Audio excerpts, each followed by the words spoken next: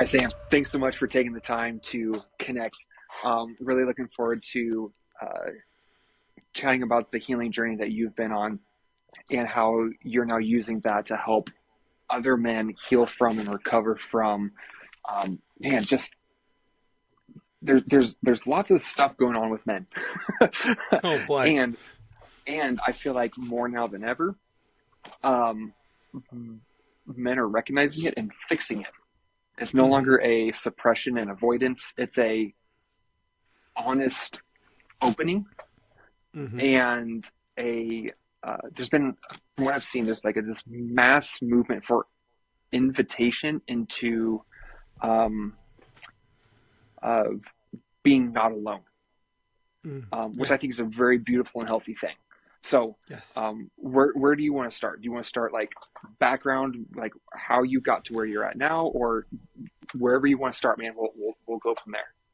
Okay, so I'll give you like the 5 cent, the Linus and Lucy, the therapist is in short story. Okay. Okay, so thought it was great. Grew up, I have an amazing family of origin. Um, have worked in my current career, which I still work in construction for years and years and years. Got married almost 15 years ago. Been together with my partner for almost 17 now. Three kids, 12, 8, and 5. So we're deep in that season, which is a different challenge than I ever expected. And all the while, like I'm 46, so I am like the tail end of Gen X.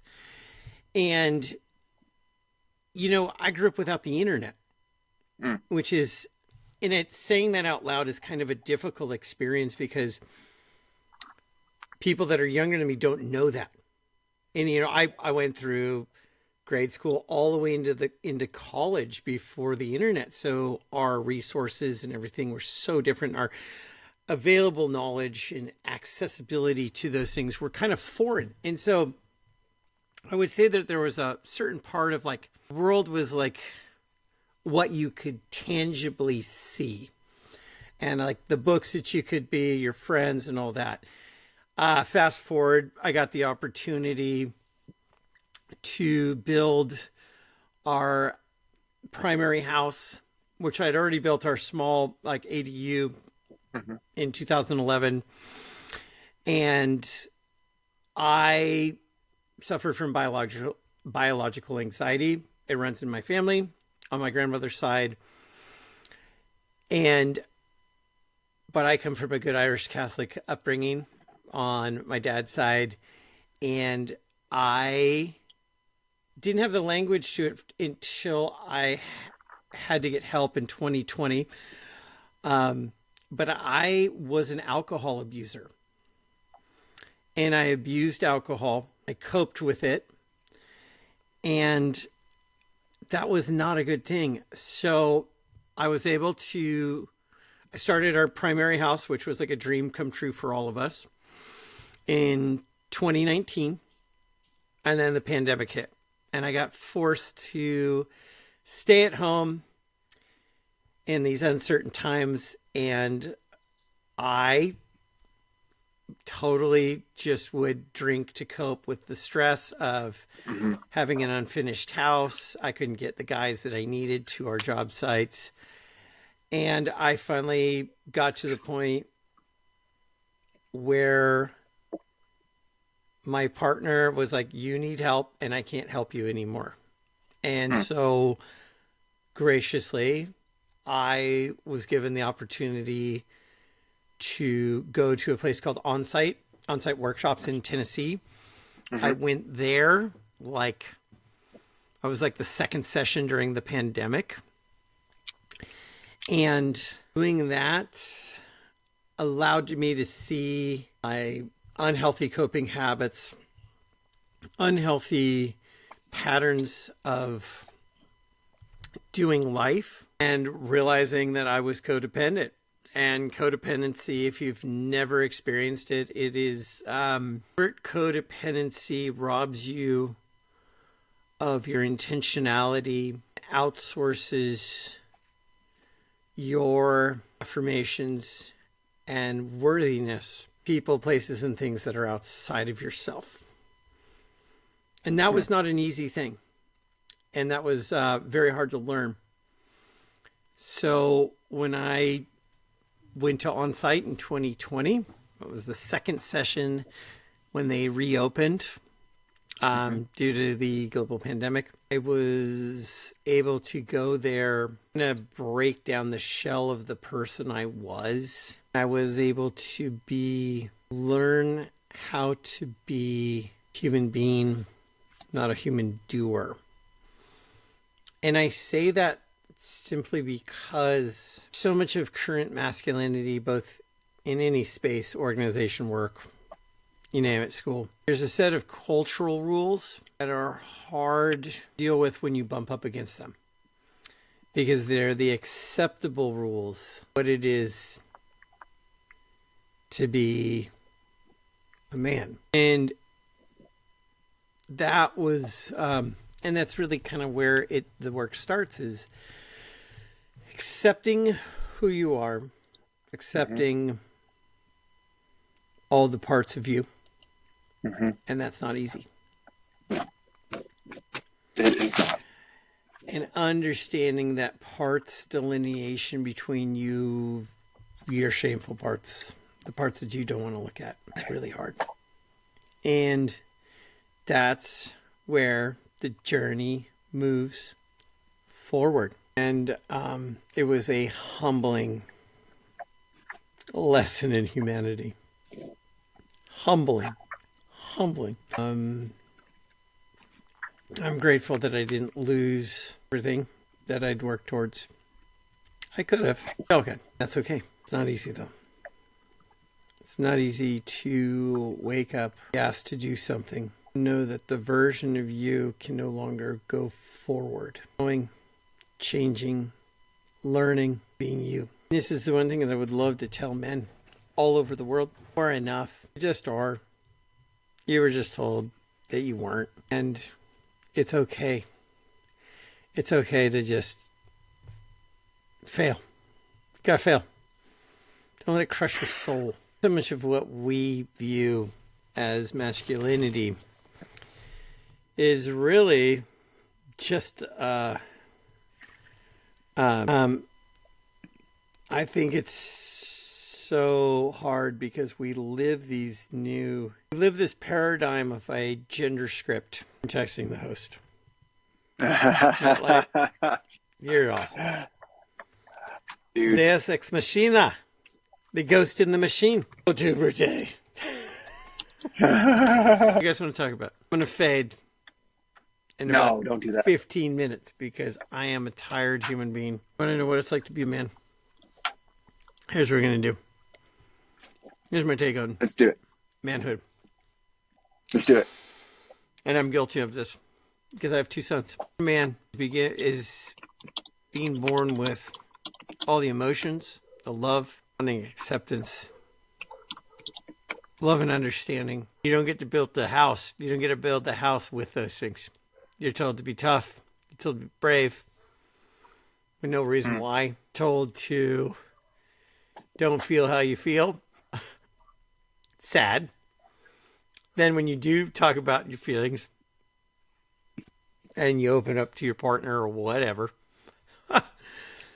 then it's like it freaks them out because they were conditioned to the same gender bias that you were to be a man. And it's like you can't win. It's being the Tin Man all of the time from the Wizard of Oz. It's this exhausting experience until you get so dang rusty that you can't move. It's really hard. I don't think people understand. I wish partners, intimate partners, friends, and families, we so are conditioned to know what it is, fit the cultural view of masculinity. The problem is we don't know what it's like to be human. And it goes for women the same way. They have their own gender script. Here's the thing.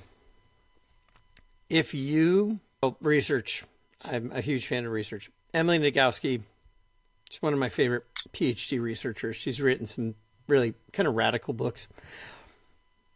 But I was listening to a podcast with her, and she said, you know, what's really hard for men in intimate relationships is they're conditioned to have 3 feelings, which is winning, anger, I'm going to just say it, horny, or lustful.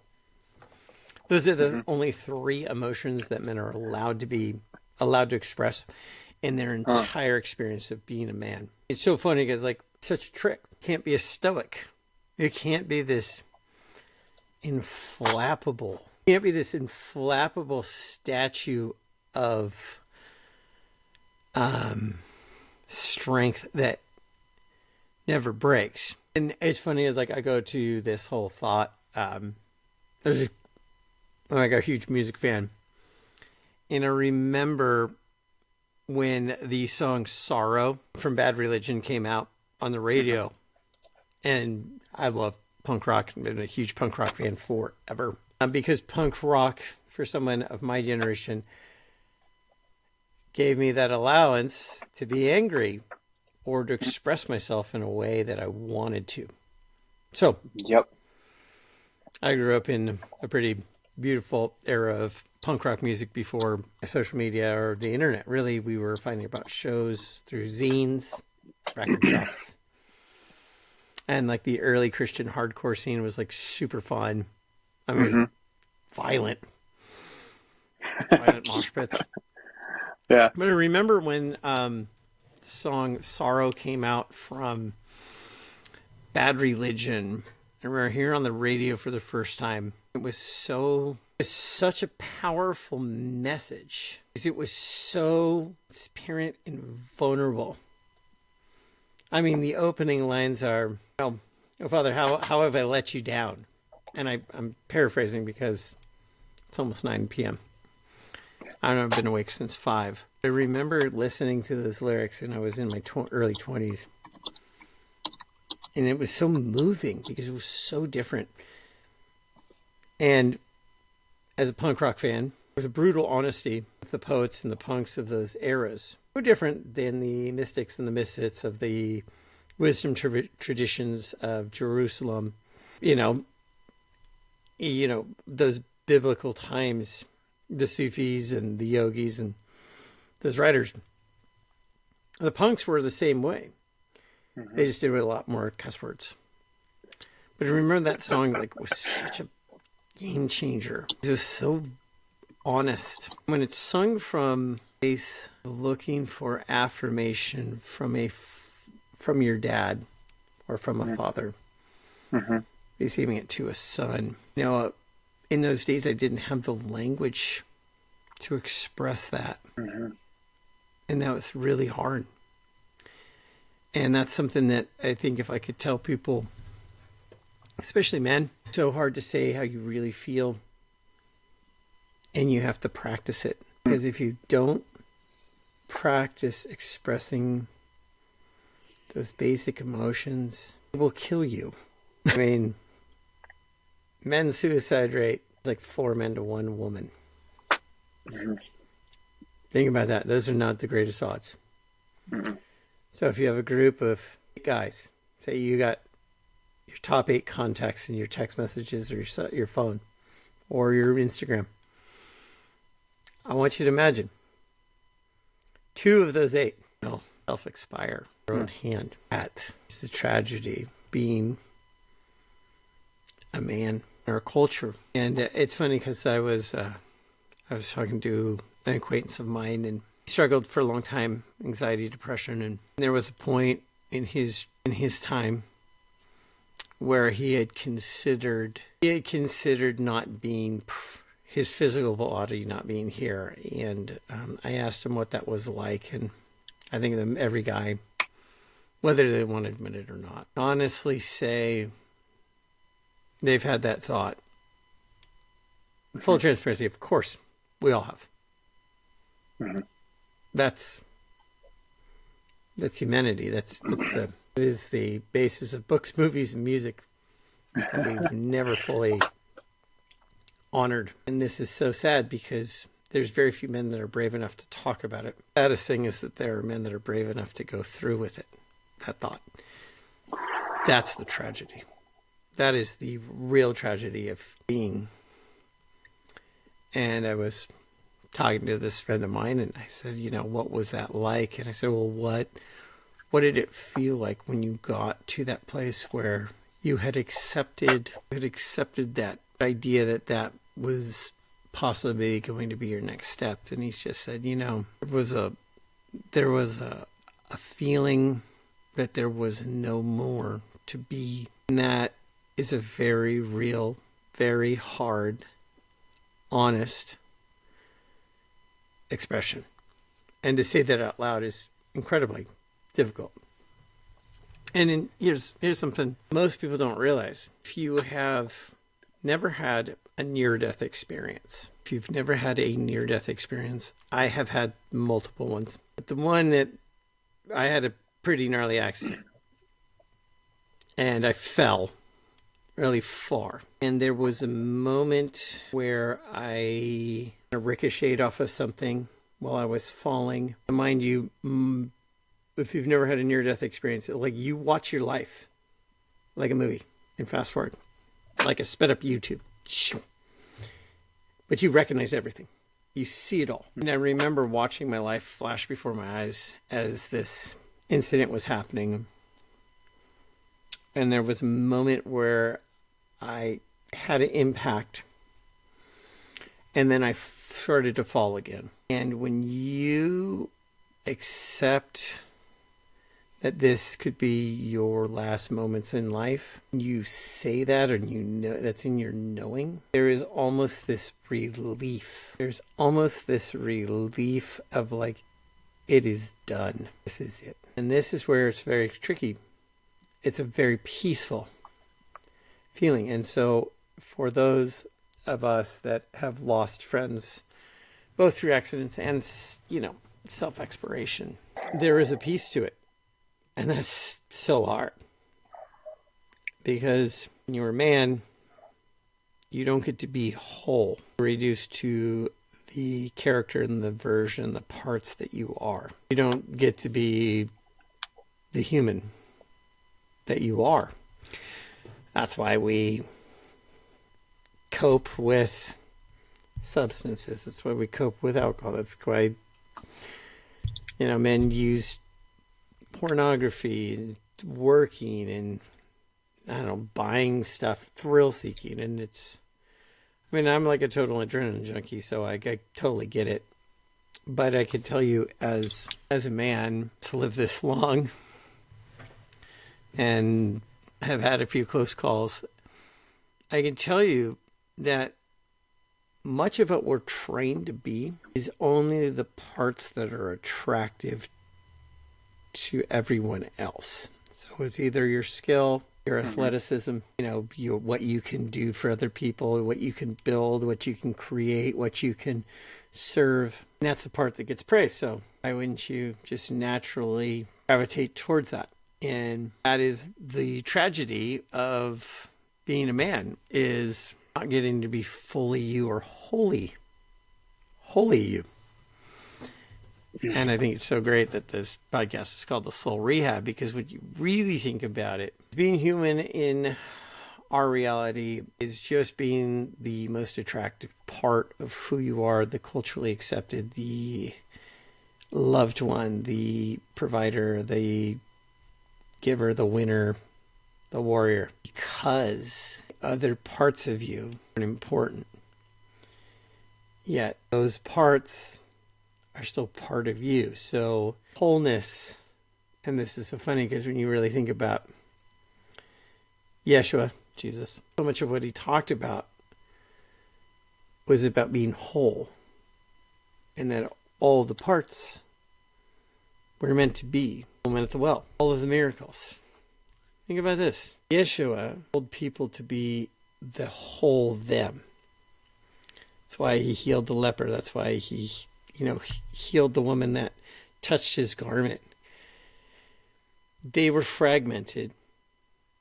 He made them whole, because the whole of you as a man should be, even though it's not, be valued, because that is what makes up all of you, not just the successful parts or the parts that are desired. So, to be a fully functioning man in today's society is an incredibly challenging tightrope. Where healing starts is an acceptance of those parts, those flaws, those traits. Because here's the thing, most of us live in a place of shame and guilt. Now, if you guys don't know what that means, guilt is, I did something bad. Shame is, I am bad. Yep. And when you can pull those apart, the problem is we grow up with monotheistic thinking, where we take it apart, we only look at our good parts. The problem is the weight of carrying just our good parts and then all the other parts sometimes becomes so heavy, so weary. And if you go to that whole, illustration of the yoke and your burden, how tired are we of carrying the weighted burden of who we were and the parts that we don't like? So that's the beautiful part. In Yeshua's wisdom tradition, he taught us to be whole and accepting.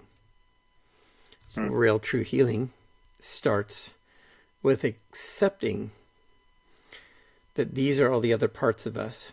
And if you push them aside, they're just going to manifest in something else. They're going to come up in another way. And then, you are either forced to get help, you lose what you've worked towards, or you live the rest of your life in silent desperation. And I always loved Charles Bukowski, who is a great drunken American poet, who was a failed postman. Think about this. How do you fail as a postman? How crazy is that? But so much of what he said about being a man is true. He said, you find what you love and then you let it kill you. Well, if we cope with the things that we love, substance, work, whatever, it will kill us eventually. I literally had a call 2 hours ago with a young person in their 20s. It was revealed that he grew up with alcoholic parents. And the saddest thing was to accept and know and put words saying that this person's parents had chosen chemical or substance over them. But that's thinking, and I'm not shaming anything, but this was someone's reality. And I said, I'm so sorry. Because Al-Anon, which is adult children of alcoholics, it's a great support group for anyone who's had, parents or loved ones suffer. But this is a 29-year-old person who said that the only time they remember their parents telling them that they loved them was when they went to college. And that was heartbreaking. Mind you, this person is on the other side of the nation. And I just said the only thing I could do is I wish I could just give you a hug. Like I would hug my own kid and just say, you're worthy of being loved. And here's the message. All the men in this world, you are enough. Even though the culture and everyone will tell you you're not. Learning to love yourself as a whole part, a whole person, your soul, is where the healing really works. And that's where you have to be and choose that. Because here's the thing. If you do not choose to learn how to accept who you are, there is no forward. Yeah, by culture there is. But your life really only has 4 acts. I'm in my middle act. I'm already halfway in. You choose to change and you are ready to accept all the parts of you. And that it's okay to want to be whole. It's okay to fail. It's okay to express your emotions, and it's okay to learn how to love yourself, because that is Yeshua's greatest commandment. You can't love your neighbor without learning how to love yourself. Love people. Learn how to love yourself, because you are worthy of the love that you need, because if you don't, how can you love anyone else? Your kids, your wife, everything. And you're never too messed up to learn how to do that. There you go. 46 years of journeying and traversing this navigation experience. And that's one thing that I know, is that the more you learn how to love yourself, not selfishly, but genuinely, authentically, that is the gift of life. That is the gift of love. And when you can learn how to receive that love and cherish it, how can you not be loving towards others, loving towards yourself, loving to your kids, and loving what is this beautiful mystery of life that we're given. Walk outside. Look at the trees. Those are not by accident. Neither are you. You're worthy of being here. Be curious. Healing is doable. Change is possible. How's that, Matt? Do we need to say any more for right now? Dude, I don't know how we do this, but I think we need an altar call. It's so true. I mean, it's like every dude that I ever talked to. And it's so hard. Like, I could go into the science and the things, but what really is a huge part of what all of us guys, all of us people, I'm just going to say all people, we grow up knowing or being told that what we are is something to be improved upon. And the problem is that what it does is it takes us apart and it reduces us to like these ingredients, like in your spice drawer, where you're like, well, I'm not something to be put back together. And really what it is, and it's so interesting because I go to therapy, and our couples therapist, we were talking about this, and IFS, which is internal family systems, is this idea of not monotheistic thinking about who we are. And our therapist said this brilliant thing, and she goes, here's the thing. All the raw materials are in you. We just didn't have a template and a blueprint to be able to build that safe house. And so that's super hard, because for men, there is no... We follow the cultural blueprint. We follow the, what the gender script is put on us. Mm-hmm. And then we try to live into that.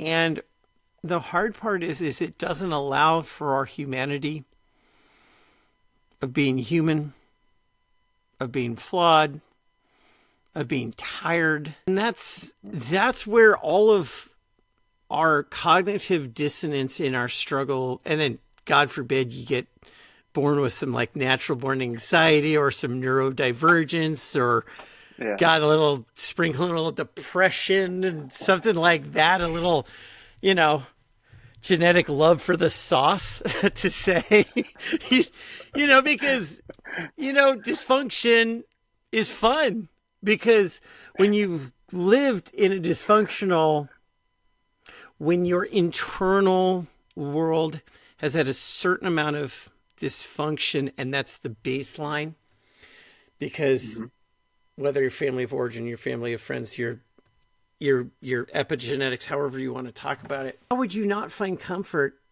in kind of being that effed up part of you? And it's, we are creatures of comfort, and we are in a beautiful way. And it's so great because the divine creates us in these ways. And when we're not taught autonomy, we're not taught that it's okay to be different. And we're, and I'm Gen X. So it was like, dude, you don't talk about yourself. You essentially are like running the box to the ground on the wheels, and then you're going to swap it out with another set, and you're just going to keep grinding that to the end. Mm-hmm. And then, you know, you kind of get to this point where you're like, I have nowhere else to turn because I don't know how to. I can't turn the car around. And you've come so far in your life, because life in time is linear, but humanity is not. Mm-hmm. And healing is not linear, and it never, and like people always ask me, like, where do we begin? And I was like, I don't know. And they're like, dang it, you're supposed to give me an answer. And I'm like, I don't know. It's because I'm not you. I said, so we're just going to be on this journey together. I said, but you're here, which is a great start. I said, because the hardest step is the first one. Mm-hmm. And the number one thing, like, I mean, this client I was working with this afternoon, I just said, listen, I said, I hope you know it's okay to fail, and you're going to fail, and there's no right way. But what I'm going to do is I'm just going to help you, support you to get you forward, so that you don't have to live this way anymore, because it's not about the job. It's not about the relationship. It's not the kids, all the house, and all that stuff. It's all great. It's great. It's a lot of work though.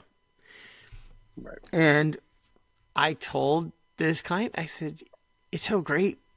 I said, you're 29 and you're getting help because you don't know where to move to. And I said, you need to celebrate that you don't have all these things tying you down. I said, because you don't know who you are and the authentic version of you. I mean, and that's like, even on my website, it's like, I don't want to make you new. I said, I just want to build better people. I said, we're just going to remodel. You were born perfectly beautiful. When I looked at my kids, when they were born, I was like, oh my God, like I see heaven in their eyes.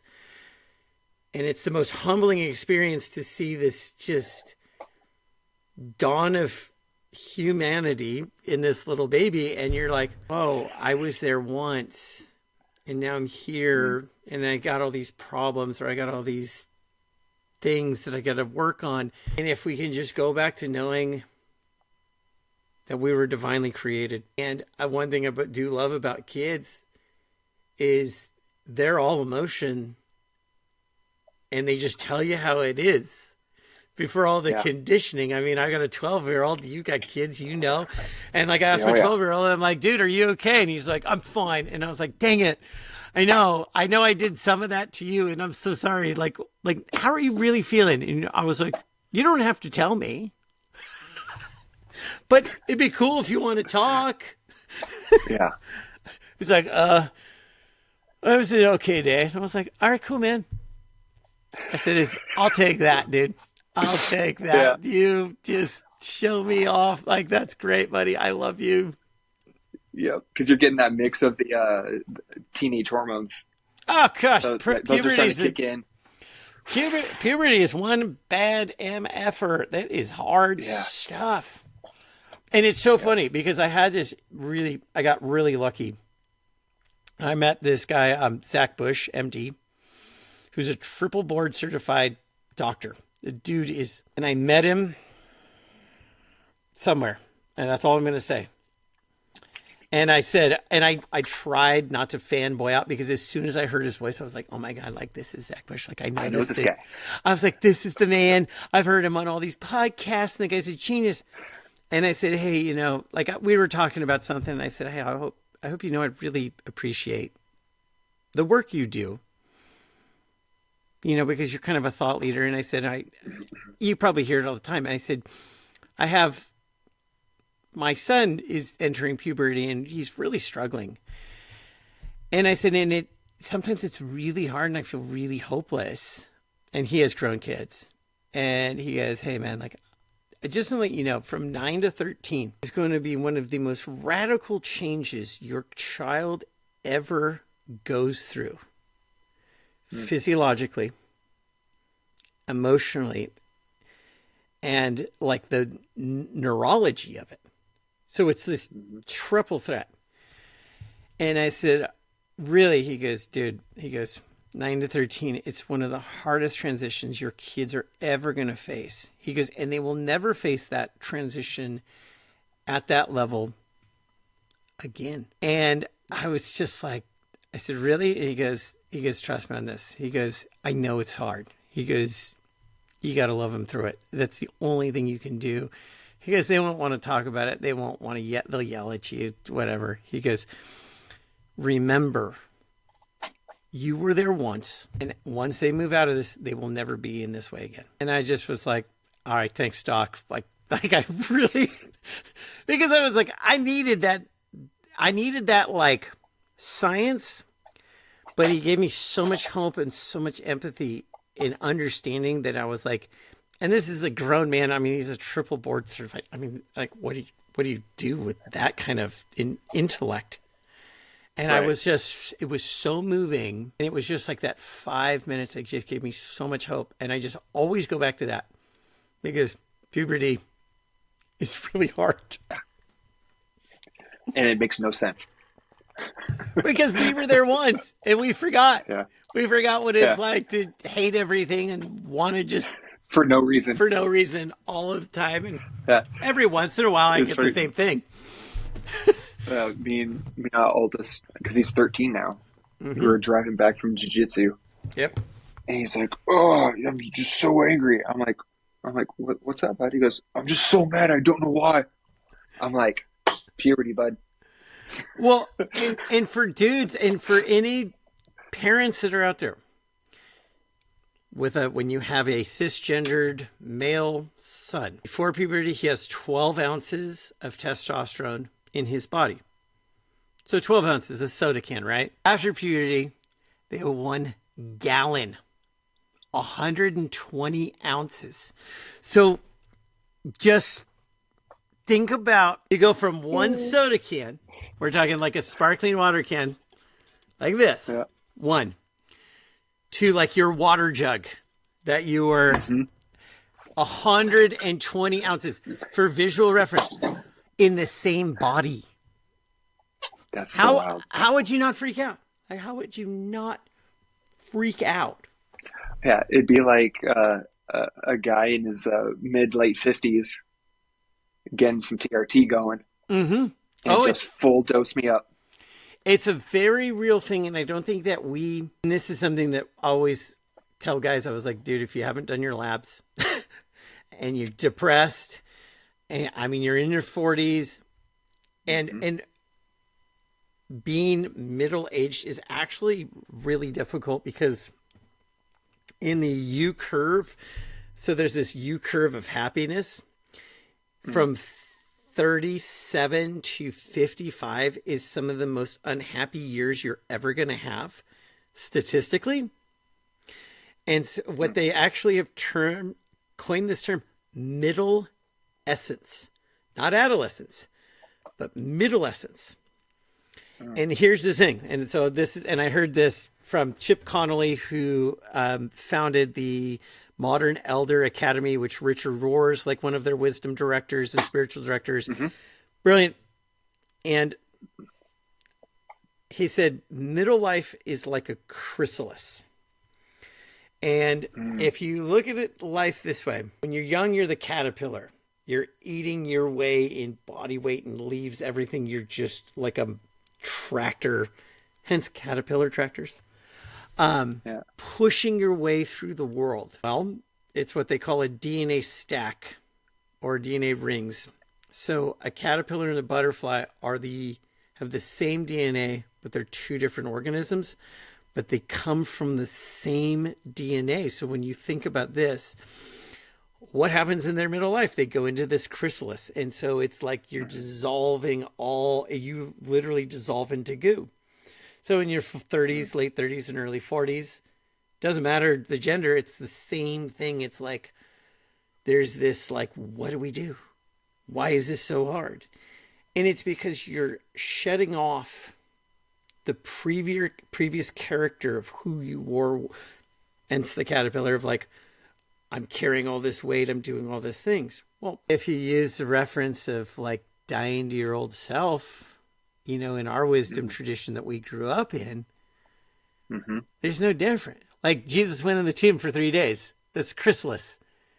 He became the butterfly. He ascends to heaven. So if you use that analogy, think about this. He moved through the world. He went into his chrysalis and came out a different version, a more beautiful version. Well, guess what? A butterfly is this beautiful, delicate thing that ascends into the heavens and just dances on the wind. Think about that. So being in our middle life chrysalis, which is I'm in it, we're in it, it's hard. And the problem is that we don't verbalize it in a healthy way. We don't accept that it's hard. We don't see the joy in the transition too. And that's the whole thing, is like so much of it, like we do not want to feel discomfort. So if your insides are dissolving into goo, it's usually not a comfortable experience. It's not comfy. It sucks.